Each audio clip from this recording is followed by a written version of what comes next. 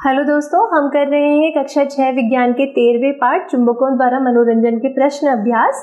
और इस क्रम में आज हम करने वाले हैं प्रश्न संख्या 2।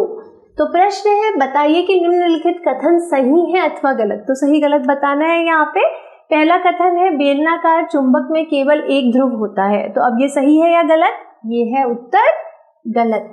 ठीक है, क्यों? क्योंकि ये हमने पहले भी पढ़ा है कि चुंबक चाहे किसी भी आकार का हो, उसके हमेशा दो ध्रुव होते हैं। जब हम किसी चुंबक को बीच में से तोड़ देते हैं या उसे काट के उसके छोटे छोटे टुकड़े बना देते हैं, तो उन टुकड़ों में भी हमेशा दो दो ध्रुव होते हैं। हर टुकड़े में दो ध्रुव होते हैं। ठीक है, तो इसलिए ऐसा कभी भी नहीं होगा कि किसी चुंबक में सिर्फ एक ही ध्रुव हो। तो ये उत्तर गलत है। ठीक है, फिर कृत्रिम चुंबक का आविष्कार यूनान में हुआ था। अब कई बच्चे जो बहुत जल्दीबाजी में सवाल हल करते हैं वो इसका उत्तर गलत भी कर सकते हैं। ठीक है, तो आपको पहले अच्छे से प्रश्न पढ़ना है। ठीक है, चुंबक का आविष्कार यूनान में हुआ था, लेकिन कृत्रिम चुंबक का आविष्कार यूनान में नहीं हुआ था, बल्कि प्राकृतिक चुंबक का हुआ था। ठीक है, तो हमारा प्रश्न क्या है? कृत्रिम चुंबक का। अब कई लोगों ने जल्दी में पढ़ा और बस कृत्रिम को तो ध्यान ही नहीं दिया, चुंबक का आविष्कार यूनान में हुआ था और खुश होके इसको सही कर दिया, तो वहां पर फिर ये गलत हो जाएगा। ठीक, तो पहले हमें प्रश्न को अच्छे से पढ़ना भी है। ठीक है ना, कृत्रिम चुंबक का आविष्कार यूनान में हुआ था, नहीं हुआ था, तो ये भी गलत है। ठीक है, फिर अगला प्रश्न, चुंबक के समान ध्रुव एक दूसरे को प्रतिकर्षित करते हैं। अब ये ठीक है या नहीं? ये हमने प्रयोग करके भी देखा था।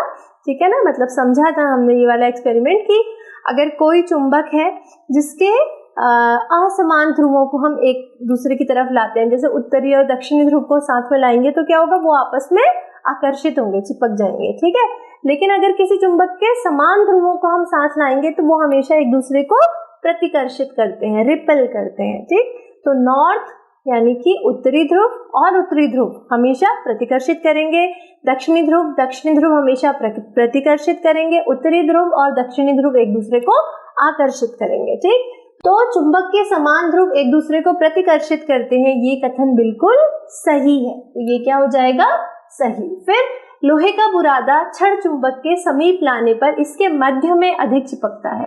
अब जब हमने ये पढ़ा था तब वहां पर हमने ये प्रयोग समझने की कोशिश भी करी थी कि अगर लोहे के बुरादे को चारों तरफ फैला दें और उसके पास एक चुंबक को ले जाएं, तो वो बुरादा सबसे ज्यादा चुंबक में कहाँ पर चिपकता है? उसके किस भाग में चिपकता है? उसके सिरों पर चिपकता है। क्यों? क्योंकि चुंबक के सिरों पर चुंबकीय क्षेत्र सबसे ज्यादा होता है, आकर्षण सबसे ज्यादा होता है। ठीक है, तो इसका मतलब लोहे का बुरादा अगर कहीं पर बुरका दिया जाए और छड़ चुंबक को उसके समीप लाया जाए तो वह सबसे ज्यादा उसके सिरों पर चिपकेगा, ना कि उसके मध्य में। तो ये प्रश्न जो हमें कथन दिया गया है ये गलत है।